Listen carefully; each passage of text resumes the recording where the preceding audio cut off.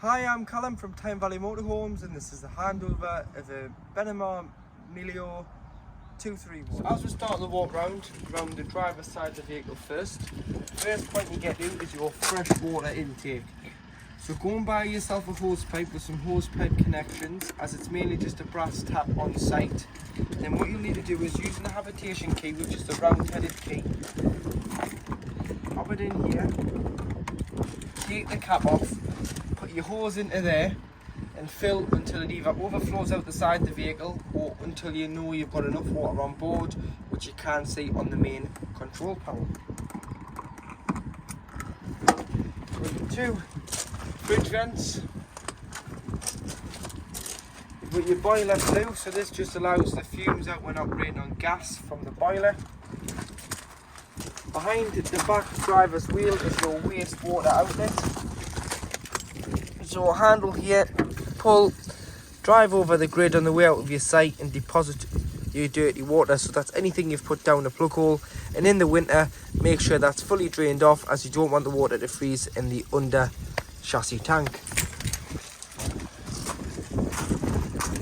Using your habitation key, you can operate the locks. So this is your LPG locker, gas locker. You can fit 2 6 kilogram bottles in here. So this is our test bottle that we've got on at the moment. There's a strap, so you strap the bottle in, and then what you do is to connect the pigtail to the bottle, it's hand tightened, screw in one. So left hand thread to tighten, right to loosen, so opposite threads with it being gas. Turn the bottle on at the top of the cylinder. Make sure that you've turned it off before you start travelling, as it's far safer to have your gas isolated in case you were involved in any collision, then switched on.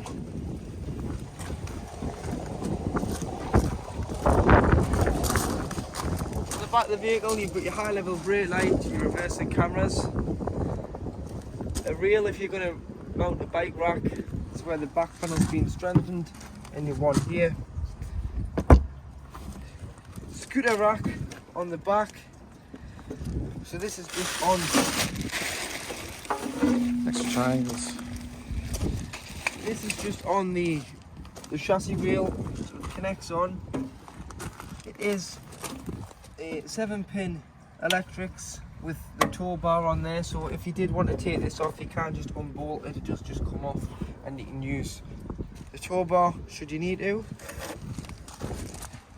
You can see that you've got your silver screens in there, your toolkits in there, and your card mats in the back, and there's some storage in there. As we come along to the passenger side, in the back corner of the passenger side, you've got your cassette toilet. So again, habitation key opens this. The pinches open the locker, and then to get the cassette out, you lift the orange handle, slide the box free of the vehicle, carry it, wheel it to your waste disposal point, empty,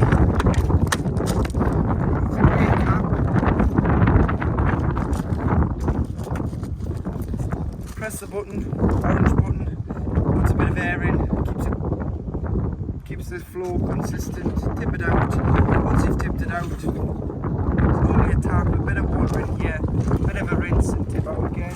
Then you go on with 120 ml, either your green or your blue chem, aqua chem, into here, and it's going to go back into the motorhome gas.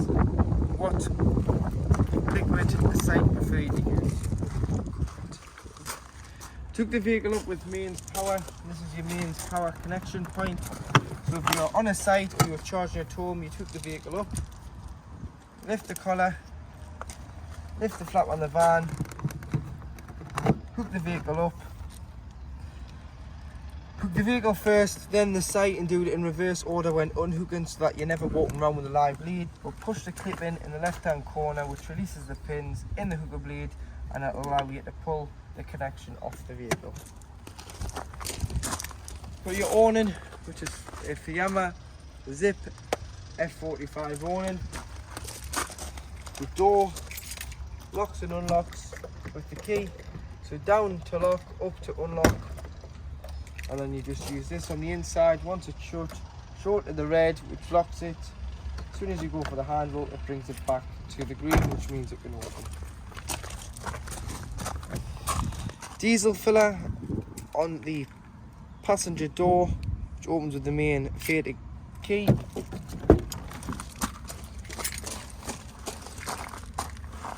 Five bar on the front, which is 72.5 psi.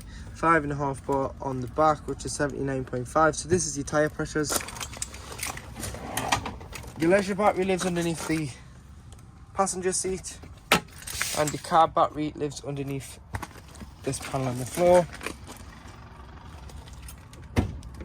And the bonnet release is on the side of the dashboard there. So if we have a quick look underneath the bonnet.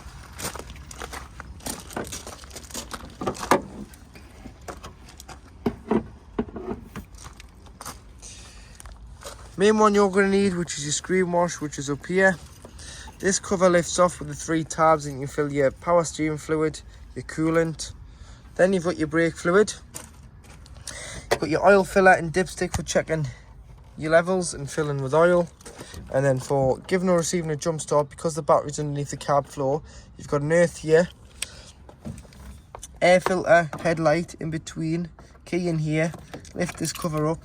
You've got a positive terminal for giving or receiving a jump start. Just underneath your freshwater filler, to drain it off, you need to get underneath the van.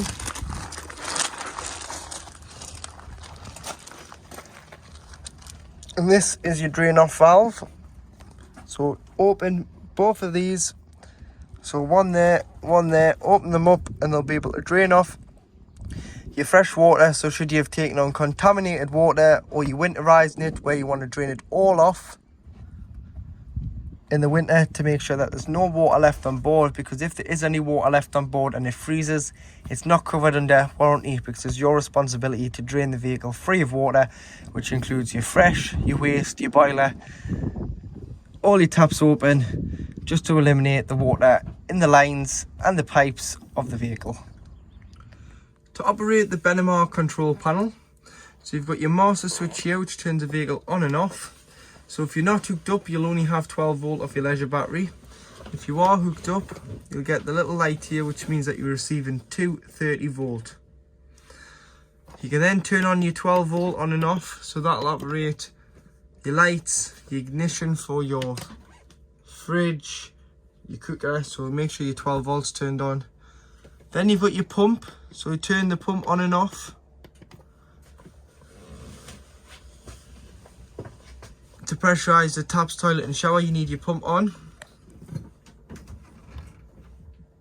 Lights, which is this one here, and then you do have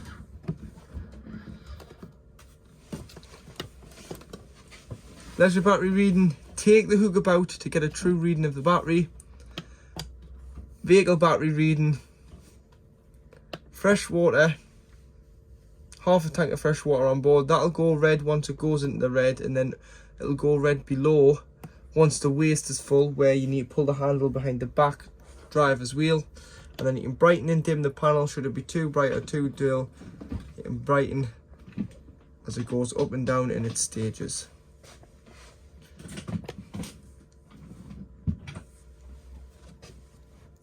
To operate the Truma CP control panel, to turn on and off, you just press and hold, a long press and a long hold on here to turn on and off. Press once and you can get in the menu. So as you can see in the top left hand corner, you've got a picture of a camper with a thermometer in. Click on that. This is how hot you want the inside of your motorhome to be. So you've got all the way to off or all the way to 30 degrees. So depending on the temperature you want it at, once you're happy, you just press enter and preset it at the temperature you want it at. That's the thermostat. Next one on, you've got how hot you want your water. So making sure that your boiler's closed and you've got water on board. You have it off. You have it on 40 degrees. You can have it on 60 degrees. Or you can have it on boost, which will turn off the heating and prioritize the water first. So for this, we'll just say we want it on 60 degrees, and that'll heat the 10 litres of water in the boiler. This is the energy source, so picture of a gas bottle, electricity symbols. this is what source you're running off. So you'd run off gas if you were wild camping and didn't have any other source available. Mix 1 is 750 watts and gas. Mix 2 is 1500 watts of electric and gas. You'd use this if you are in desperate need of hot water or heating, more so in the winter, as it reduces the time it takes to heat the water on mix 2.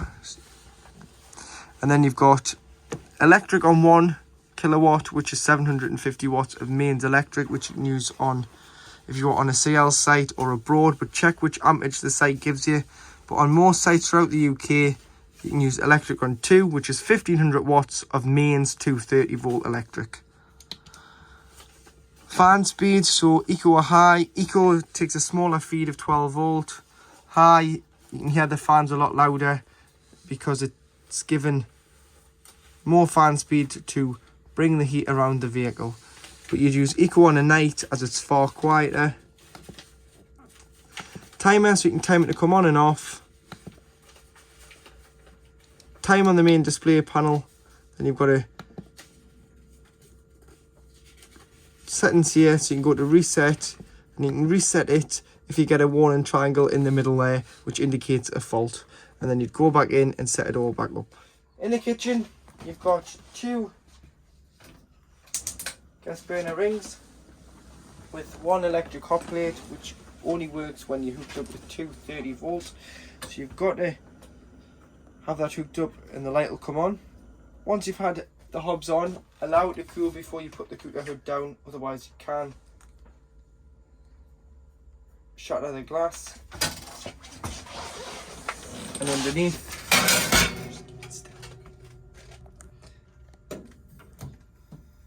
you've got your oven, and then above the oven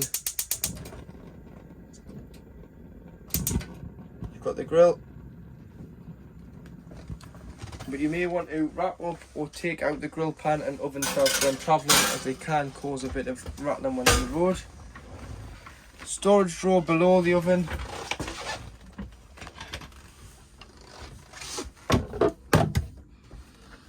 Storage in here, and these are your gas isolation valves, so they isolate the following: obviously the hob, the boiler and the fridge. Should you have any problems with gas, turn the bottle off to be safe. These are mainly for when the vehicle is annually serviced. Cutlery drawer, 12 volt and 230 volt socket. Light underneath the kitchen.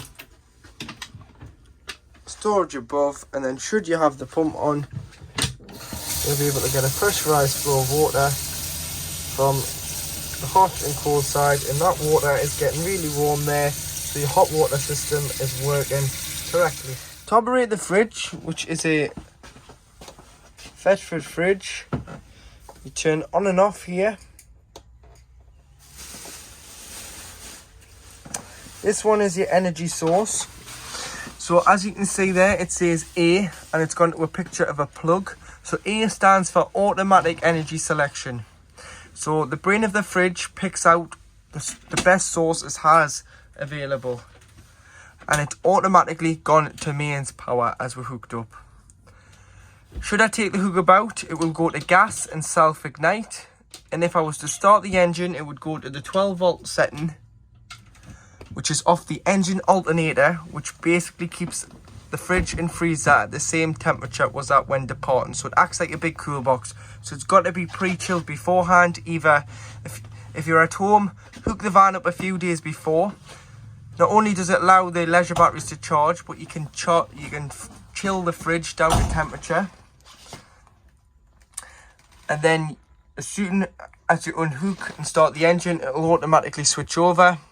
Or if you're on site and you're moving from site to site and your shopping's in and it's nice and fresh, when you move from site to site on automatic, it'll switch over at the battery symbol, which means it's getting 12 volt from the alternator, and it'll keep it as a big cool box and keep everything in there nice and fresh until you arrive back on site and either hook back up or switch on to gas. If you need to switch on to gas, it does wait 20 minutes. So what you need to do is you need to press the square button. A has disappeared, that's on manual hookup. That's on battery and it's code 6, loss of 12 volt because the engine's not running. Press again and it's gone to gas. This is your energy, this is your temperature, so 5 being the coldest. You might want to put on 3 or 4 once you put your shopping in, because it can sometimes freeze the fridge. And then you've got your frame heater here, which just stops the rubbers from sticking to the doors when you've got the fridge and freezer on. Once you've finished with using the fridge and freezer, what we do recommend is take everything out, give it a wipe out, then you want to leave the doors open. So underneath both handles here, you've got these little toggles. These toggles need to clip into the frame.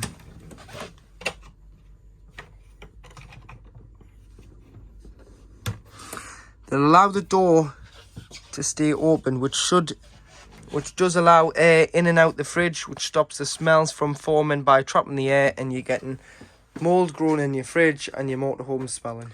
Your microwave is a mains 800 watt microwave, so make sure you're hooked up and you'll be able to use your microwave oven.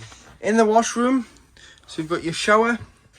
When winter rising, if you unscrew your shower head from your hose and lie your tray in your shower tray, it stops any water from potentially freezing in here, leaving your mixer taps open in the middle position. So kitchen sink, hand basin, shower all need to stay open to stop any air or water from coiling up in there. You've got your shower screens, which are tied back here, which you want them tied back before you travel because they can cause a bit of noise when on the road. Duckboard in the bottom of the shower tray, which just helps bear weight and helps the flow of water drain off in the shower tray via the 2 plug holes. And then to use the toilet, what you need to do is make sure the pump's on. Press the blue button here, which gives you a flush. Put a little bit of water in the toilet first, which lubricates the seal between the top of the cassette and the top of the toilet. And then what I would do is open the blade. So this is the blade here, this grey handle. Slide it to you. Opens the blade.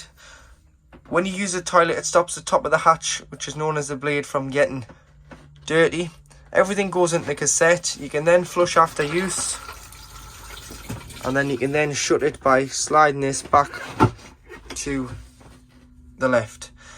If that was to be left open, the cassette won't come out the side of the motorhome. It's got to be closed to get the cassette out because the mechanism is still engaged and the cassette simply won't move. So you'll know what you've done. You'll have to run back in, close it. But if you do it in that routine like I've just shown you, you shouldn't have any problems.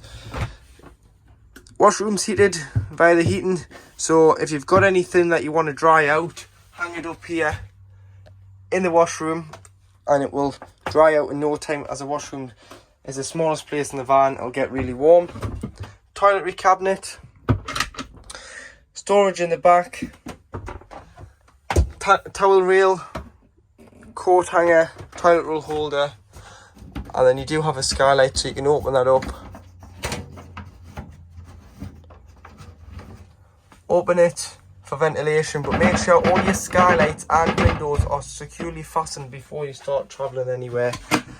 Some more toiletry space here and another one underneath. So underneath the bed, if you lift this false panel here, which underneath is your boiler, which does 2 jobs: heats the motorhome and heats the water. Obviously in the winter you don't want to leave any water in the boiler, because when it's really cold and goes to freezing, the water could freeze in the boiler should it be sitting and not being used either on the driveway or in a storage yard. You want to make sure it's fully drained off in the winter when we are experiencing cold frost. This here is known as a Truma anti-frost valve. So on the back it has a button that pops out. So I'll just show you the button.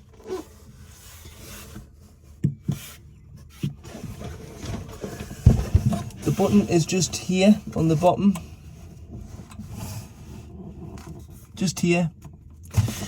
So when it reacts to 3 degrees when not in use, it'll drop the water. So what will happen is the button will pop out, the water in the boiler will drain directly out underneath the chassis. But I wouldn't rely on this valve, because if it ever did become faulty and you rely on it dumping the water at 3 degrees and think, oh, my motorhome will drain the boiler itself, and it doesn't, you could be in for an expensive bill to repair the boiler. So what I would do is just come in when you're winterizing it, when you're packing it away and you're not using it, you know you're not using it anymore, drain it off, little diamond pops up. You come in with no power on and do this, as the pump will not kick in. The button pops out, which is just this button here at the bottom. And then when you're ready to reuse it, turn it, push the button in at the bottom, and shut the boiler. You then shut the fresh and the waste. Close all the taps, fill the vehicle with water. Come in, put the pump on, go to the cold side of the tap first. You'll get an automatic pressurised flow of cold water. Go to the hot side, it'll cough, splutter, make all sorts of noises until you get a free flow of water from the hot side, which what it's doing is it's filling this boiler until it goes to the tap. Then your system is primed for the season. But make sure you drain it off, because otherwise it's not covered underwater. Underneath your side bench seat behind your passenger seat, underneath is the location of your trips. So on mains power, if you don't think you've got mains power, you can try and trip your vehicle out first. So you've got your trip tester and your MCBs, and then right next to it you've got your 12 volt fuses. So do carry some spare, just in case a 12 volt item decides to blow a fuse or it isn't working. You can replenish the fuse and solve your problem. And you can get these fuses from anywhere really, online, car shops, DIY shops. They are just standard blade fuses. To operate the head unit, what you need to do is you turn on and off here, and then you can do FM, AM. So you normally use FM. You can press 1 to 3 to save your favourite channels, or you can press all and save up to 12 of your favourite radio stations. You've got media, which is either a CD, USB or auxiliary. You can go to trips and you can view your trip computer, so trip computer A, so you can view your average consumption, your average speed, your distance travelled and your time travelled. Press and hold them to reset them, or you can connect your phone by pressing phone, settings, add a phone or add device even. You want to find Uconnect on your phone. Press pair. Once you've pressed pair, it'll ask you if you want your contacts to be saved. Press allow, and it will download your contacts into the phone book on the head unit. So you can press phone, press contacts, and scroll through who you want to ring. And then you've got more, which is your outside temperature and your clock. Settings at the top, so you can view all your settings, which is all explained in the handbooks, but we'll keep it nice and simple and show you how to use the head unit, which is radio, phone and media. Volume on and off, scroll through your tracks, you can turn the screen off, you can mute it here, and you can go back with that button there. To operate your air conditioning and your heating in the vehicle in the cab, so you've got on the outside left dial your temperature. Inside is your fan speed, must be on fan speed 1 or more for your aircon to work, which is this button here. And then on the right outer dial, you've got your distribution, so where you want it to go to, whether it's face, feet, screen, and then on the bottom whether you're recirculating air within the motorhome or you're bringing fresh air in. You've got your hazard button here. This locks the cab doors. You have to manually lock the habitation door, and you've got heated mirrors, so should they be wet, icy away in the winter, you can clear your mirrors so you get great visibility.